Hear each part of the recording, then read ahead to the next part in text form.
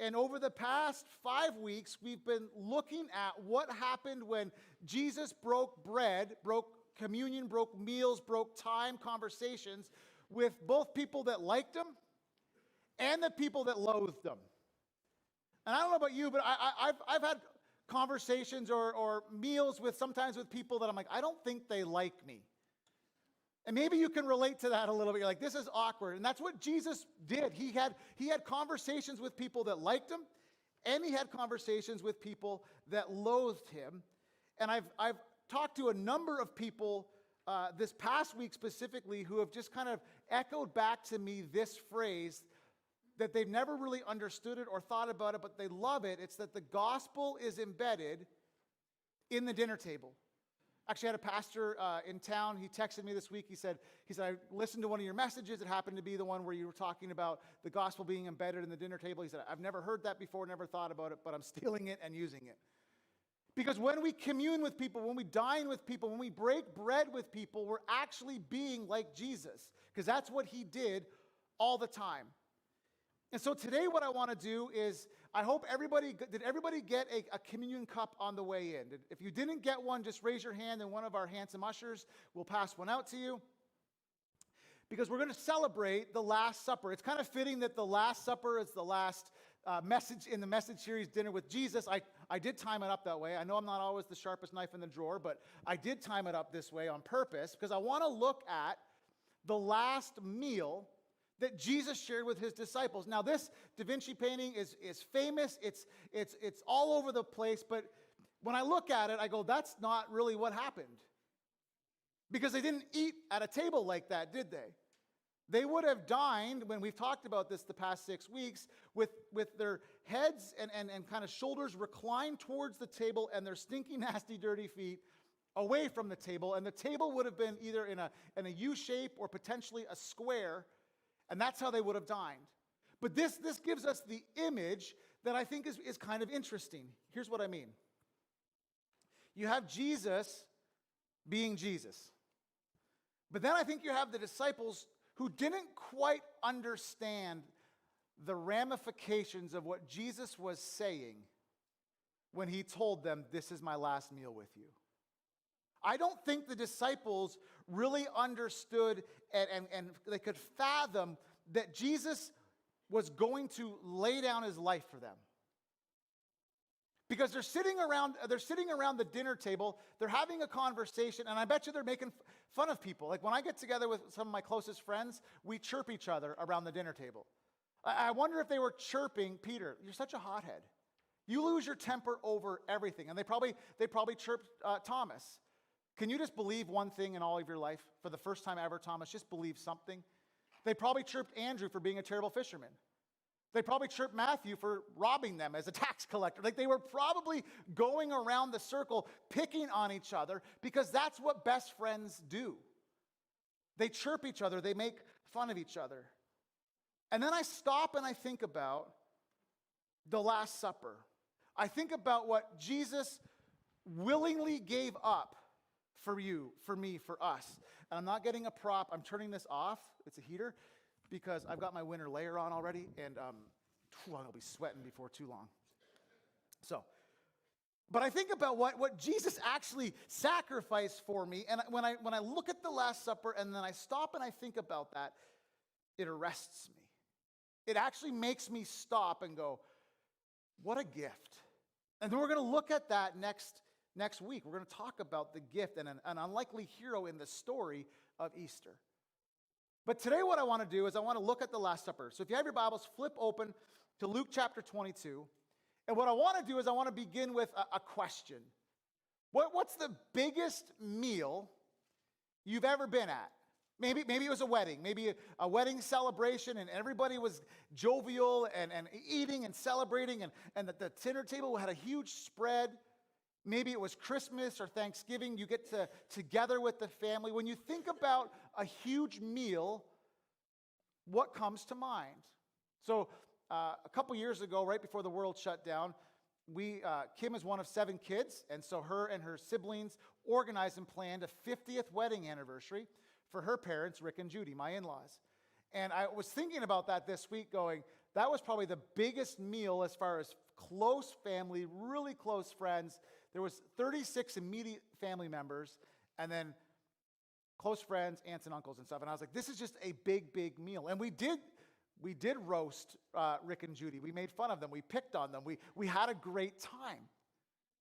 And so when I think about the Last Supper that Jesus had, I think this thought.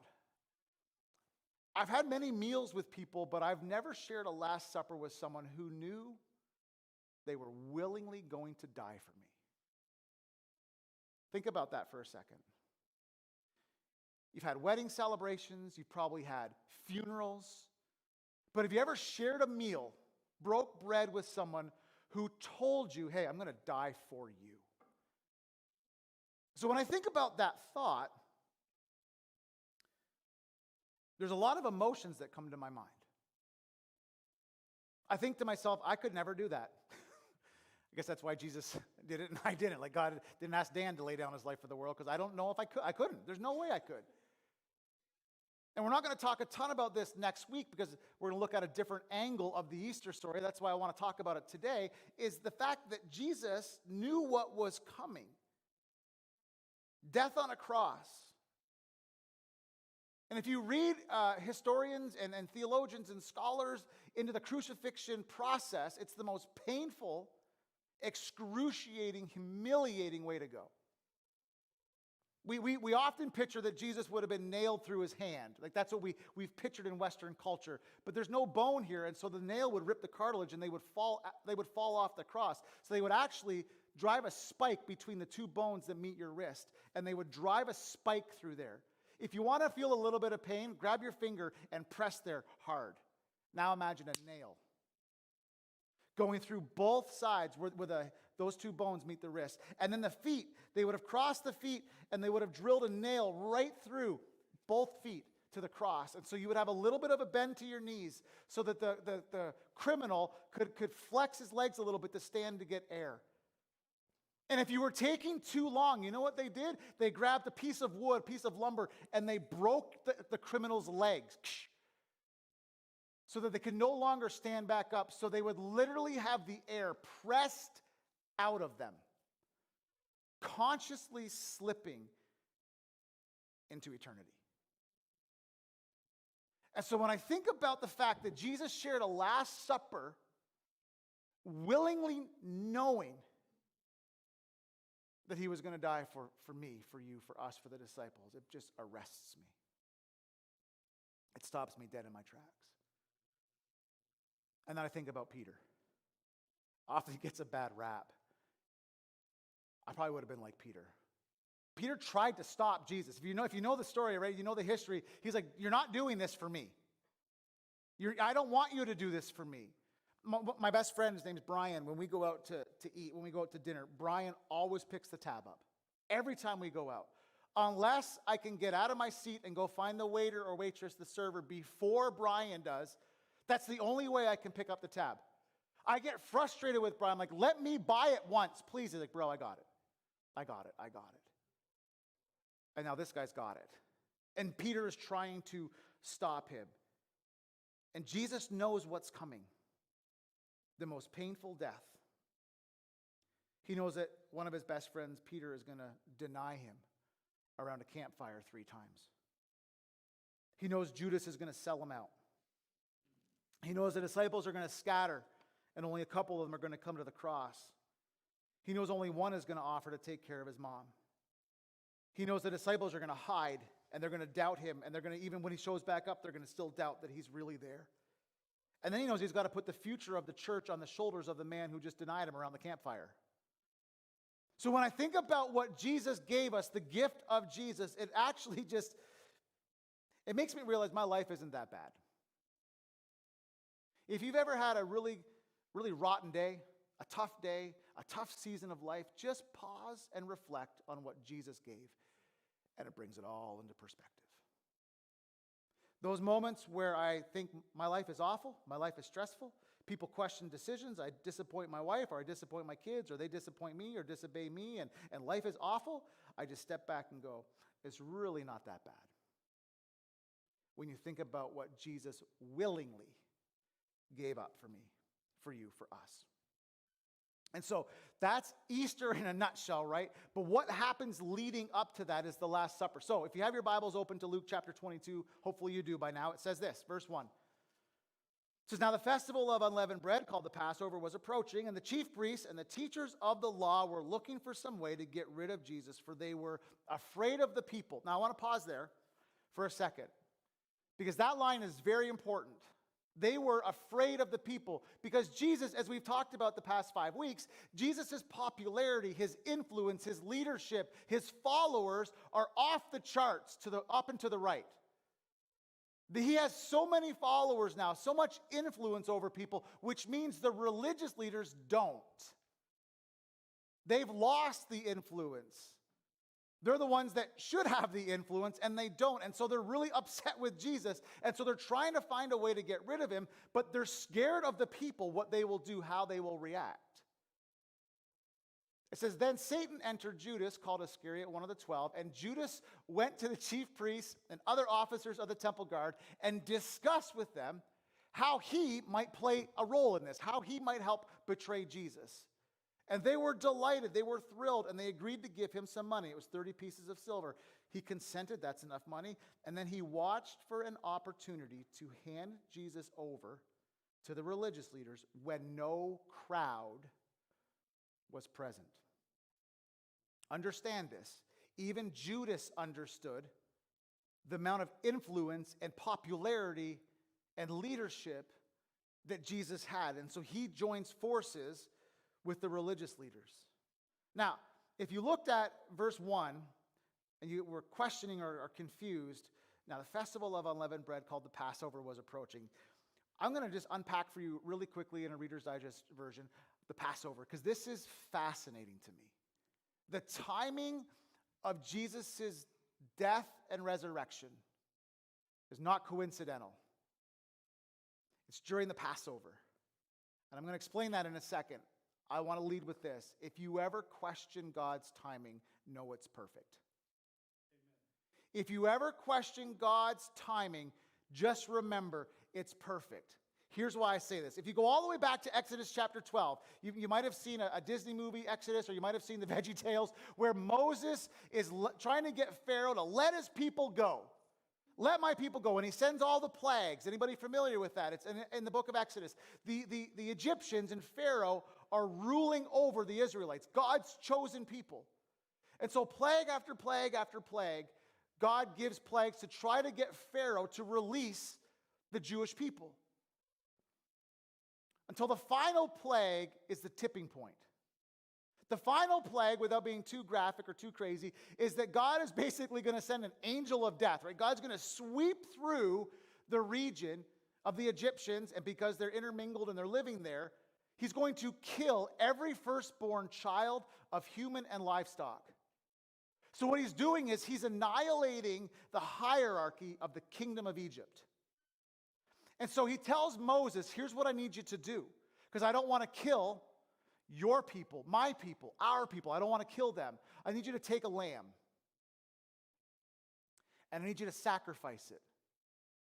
And I need you to drain some of the blood from the lamb, and I need you to put it over the doorposts of your house. I want you to brush it on the sides of the doors, and then I want you to brush it across from this lamb that you've sacrificed to me, and I will pass over that house. When the angel of death, right, like when I sweep through and destroy every firstborn, human and livestock, to annihilate the hierarchy of the kingdom of Egypt, I don't want to kill any of my people. I will pass over you if you've sacrificed the lamb. And we sang a song, the very first song was called The Lion and the Lamb. That Jesus is referred to, he is given homage to be a lamb. He's a sacrificial lamb. And so Jesus is going to be the final sacrifice during Passover. We no longer have to sacrifice animals to go to God. Jesus became that final sacrifice. The timing of this is absolutely mind-blowing. It's not ironic. It's ordained. God ordained this moment for Jesus to lay down his life during Passover. When they celebrated and commemorated the rescue of Egypt, they would now celebrate, and we now celebrate and commemorate the rescue that Jesus provides for us. Because listen, sin separates us from God. Our sin, my sin, your sin, our sin separates us from God. And Jesus knew that his goal, his mission, his purpose was to restore us, to bring us back to God. Can I just tell you, I'm thankful that I don't have to come to church on a Sunday morning and buy an overpriced dove in the lobby and bring it in here and cut its head off, drain its blood, and sacrifice it. It would not go well for me. Squeamish. It'd be terrible. We no longer have to offer sacrifices. Jesus took that. That he was the final sacrifice. Now, here's what's mind-blowing to me. The next verse, verse 7. It says, then the day of unleavened bread on which Passover lamb had to be sacrificed came, and Jesus sent Peter and John, saying, go and make preparations for us to eat the Passover. They asked, where do you want us to prepare for it? He replied, as you enter the city, a man carrying a jar of water will meet you. Follow him to the house that he enters, and then say to the owner of the house, the teacher asks, where's the guest room, where I may eat the Passover with my disciples. He will show you a large room upstairs, all furnished. It's ready to go. Make the preparations there. And so Peter and John, they left, and they found things just as Jesus had told them, and so they prepared the Passover. Now you're like, Dan, why is this important? Look at verse 10 again. It says, as you enter the city, a man carrying a jar of water will meet you. You're going to come in contact with a man carrying a jar of water. Now, in 2022, we're like, what's the big deal? In this culture, men didn't carry the water. That was a woman's job. Don't hate me, that's context. The women carried the water. They went and fetched it, they carried it, they brought it back, and then they served. And so when Peter and John hear from Jesus, wait a minute, there's going to be a man carrying water? You're crazy, men don't carry water. And then they walk into a city and they see it, they're like, holy smokes. We've seen him do a lot of stuff. But now he can even kind of predict the future. He knows what's happening. Now, here's what's interesting to me. I read verse 10 and I get a little chuckle. Follow the guy you've never met before to his house. That's called creeping. That's weird. You've never met this guy. You don't know him. You're in a city you're not very familiar with, and now you're following him to his house and asking to borrow a room. That's awkward. Now, here's what's even crazier when I read this text. That the man didn't ask any questions, he just knew to do it. If I saw somebody follow me down the street, I'd be like, all right, we're chucking knuckles, let's go, get off my back. Leave me alone, you're weird, stop. He's like, yeah, I got a room for you, it's all furnished, you can have it. Wait, what? It's the weirdest thing to me. But he knew to do it. When was the last time you knew you were supposed to do something for Jesus? That you're so in tune, you're so connected, you're so focused on him that you can discern his voice and his leadings and his promptings, and you just do it. Or are you so focused with self and self-consumed with your own world, your own problems, your own issues, that you don't even have eyes or ears for anybody else? He's never met these guys. He's never seen them before. He may have heard of Jesus. He may not have ever heard of Jesus. I don't know. And he lets them use the upper room because he knew he was supposed to do it. Listen, I want to be so close to God that I know without a shadow of doubt, it's like breathing or blinking. It just comes naturally that when he asks me to do something, I do it. A few years ago, I was going to work at a bagel shop. It's called Big Apple Bagels. It's a Western, a Midwest kind of coffee bagel muffin shop. And I parked in the parking lot. And if you know me, I always back into my parking spots so I can peruse the area. And I parked and I grabbed my bag and I put it over my shoulder and I got out of my car, closed the door. And when I was walking towards the restaurant, something kind of caught my eye off to the side of the building. And it was blue recycling dumpsters. And there was feet hanging out of the dumpster.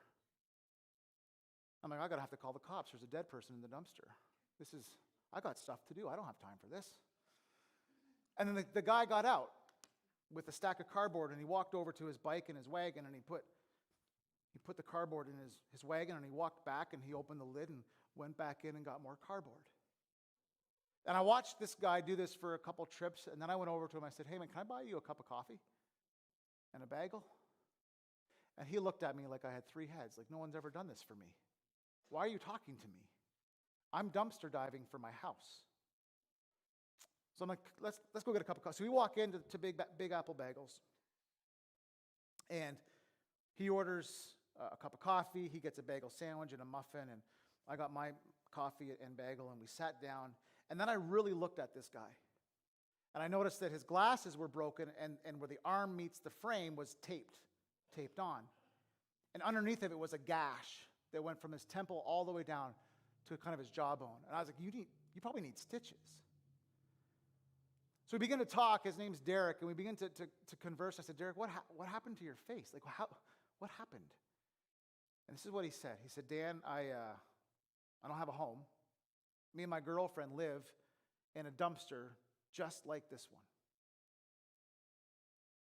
And the recycling truck, I know it's routine. It comes at 6 o'clock, but yesterday morning it came at 4, and it put its arms in the recycling truck, and it lifted us up, and we were woken up, and we fell out. And he hit the ground and split his face open. His girlfriend broke ribs. And he chuckled. He was like, it's kind of funny. I broke my face, and my heart broke because that was his reality. Now, I'd love to say that I led Derek to the Lord. I don't know where his faith journey is right now. I did share the hope of Jesus with him. I said, Derek, I know a guy named Jesus that wants to bring hope to you. He wants to bring purpose to you. He's changed my life. He can change yours. He can bring peace in the midst of tricky situations that you might find yourself in.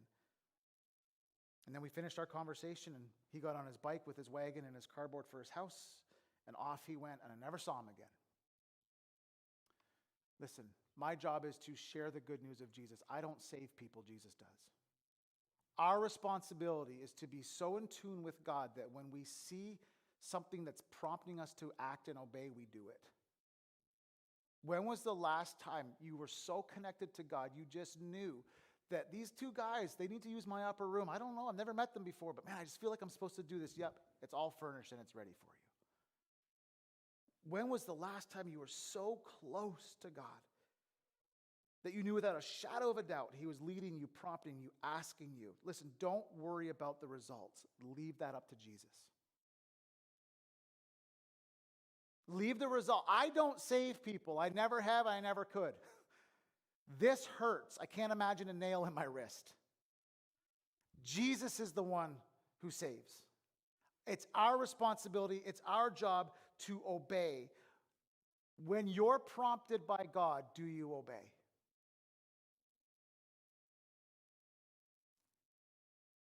Do you obey? Do you even know what a prompting feels like? Or you're so distant from God, you're like, I don't even know what He's asking me to do. When you're prompted, do you obey?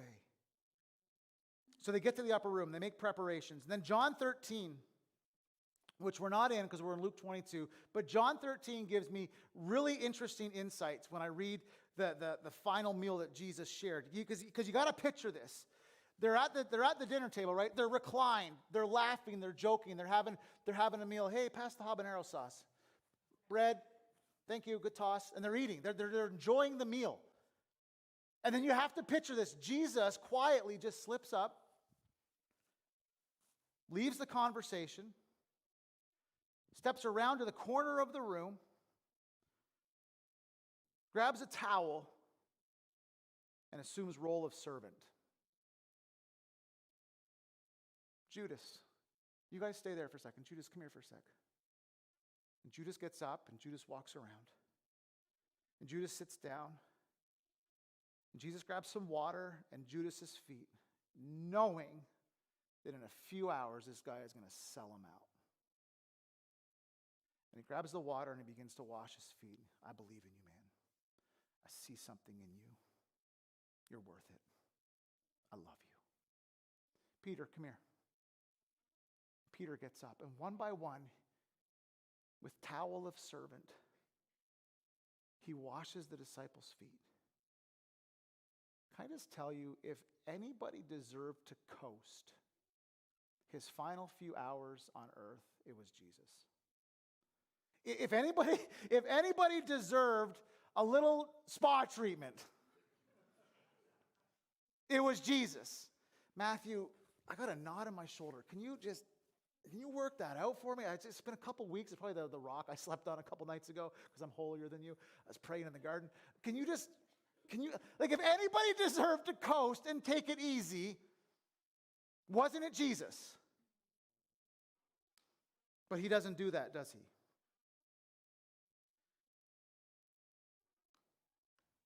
He doesn't coast. Which leads me to a question for myself. Dan, how good are you at being like Jesus? Taking on role as servant. Seeing needs, meeting needs, helping people, speaking hope to people. How good are you at being like Jesus? Because the guy that should have coasted, could have coasted, didn't coast. He served, he washed, he taught, and he set an example for us. Knowing in a few hours he would die the most painful, excruciating death there was to die. And what he says to them, and he says it to us, is, listen, I'm not too good that I can't serve you. I don't want to be a church that's too good to serve people. I don't want to be a pastor that's too good to serve you. That's what Jesus' calling was. That's my calling. And honestly, that's your calling too, as followers of Jesus. Who can you serve? Is there somebody that you come in contact with that you actually have an opportunity to serve? And I'm not even talking about huge ways of serving. Here's one of the ways that I try to set the example to my kids. My son, Eli, who's 15, does this just without even thinking about it. We're trying to teach our little kids to do it. So a couple nights ago, it was Tuesday night. Kim and I didn't really want to cook. And I said, can we just go to the place where Jesus will go to first when he returns? It's called Texas Roadhouse. And it's my favorite restaurant. If you want a head start, because when Jesus comes back, he's going there first. Before we're all caught up in glory, right? He's going to have those delicious rolls, a Dallas filet, loaded mashed potatoes, and a bowl of chili. That's what he's having. We've already talked about this. So we went there, and that was my meal order, and I had half a dozen rolls or more. Don't judge me, they're delicious. And we're leaving, and actually Eli held the door for us, and out we went, and then I held the door. Somebody else came, and Kim had walked ahead with Micah and Harrison, and Braylon and Eli were there, and I was about to let go of the door, and I heard my little 6-year-old yell, "Hold the door, Dad!" And I looked, and I didn't even see Harrison at this point. I'm like, where? Okay, and I'm holding the door, and there was nobody coming in. And if you've been to the one up in Greensburg, you walk out, and the parking lot is off to the left. They had already gone around the corner. And Harrison saw somebody coming from the parking lot and yelled back to me, "Dad, hold the door. There's somebody coming." Because he was looking for ways, a simple way that the older kids, and Kim and I have taught the younger kids, you just hold the door for people. It's just an easy way to smile. Hey, have a great day. It's the smallest way you can serve somebody. How are you doing when it comes to serving? Listen, do you model service to those around you? Because as I look at the Last Supper, I look at the last meal that Jesus spent with his disciples, that's all he did was serve. Should have coasted.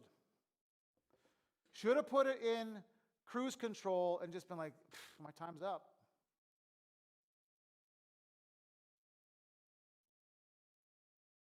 I've told many of you that my dad was my hero. If there was anybody that should have coasted at the end of his life, it was my dad. He had served the church and his wife faithfully for 50 years. He should have coasted, and he didn't. He retired and then unretired and kept working, kept serving the church, serving people, going on missions trips. Because he caught it, he learned it, he knew what to do. And he instilled that in me. Do you model service to those around you. Could you cut somebody's grass this summer that has a difficult time doing it without pay? Just go cut their grass. In the wintertime, can you shovel someone's driveway or walkway or pathway? Just to do it to be kind. My neighbor, when we lived in Michigan, his name was Bruce. We kind of had an unwritten competition who could get out first and take care of each other's driveway sometimes. Because we wanted to model service to each other and to our kids. Can you bring a shut-in, a meal? Can you pick up the tab of the person behind you in the McDonald's line or the Dunkin' Donuts line, the drive-thru? Listen, there's tons of ways to serve people. And Jesus, in his last few moments on earth, set that example that he came to serve, not be served. He came to serve, not be served. So you were given a communion cup on the way in. I want you to go ahead, if you could, just go ahead and grab that right now and peel that pesky little top layer off and get the piece of bread, the little wafer. And then when you have the wafer, go ahead and open up the other top so you have both the wafer and the juice available to you.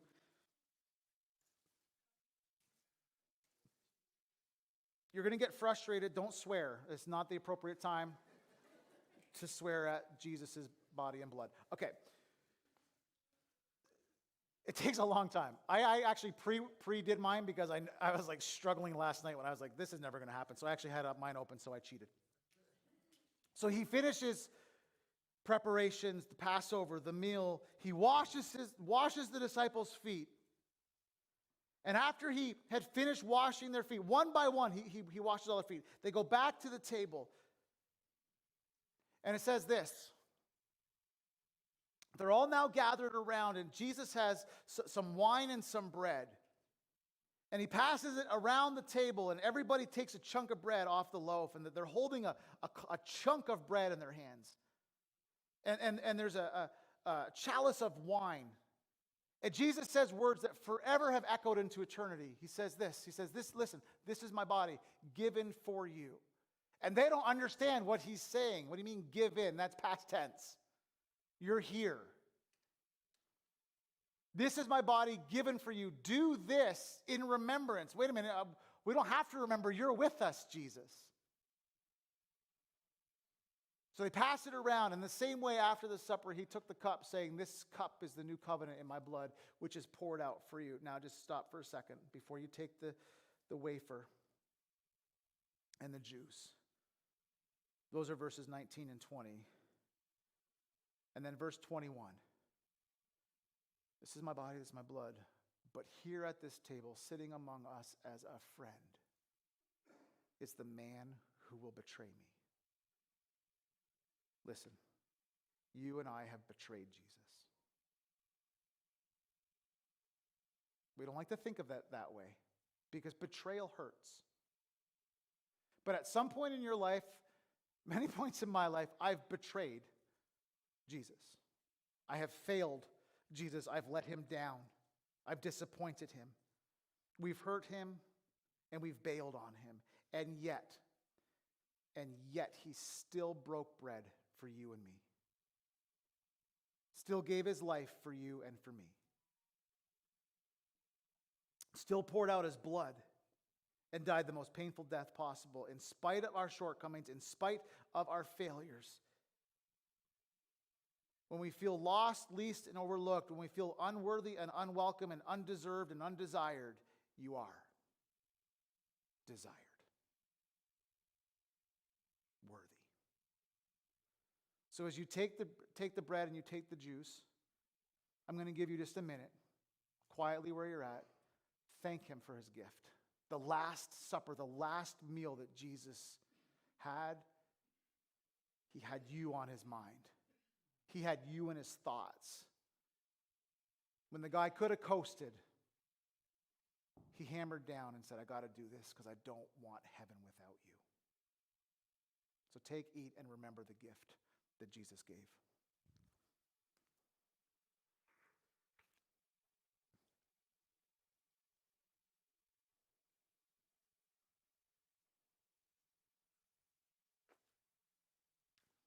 So here's how I want to end the message and ultimately the series.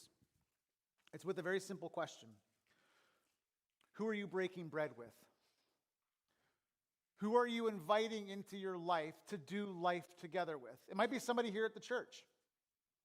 It might be somebody in your neighborhood. It might be your neighbor. It might be a coworker. Who are you inviting in to your life to break bread with?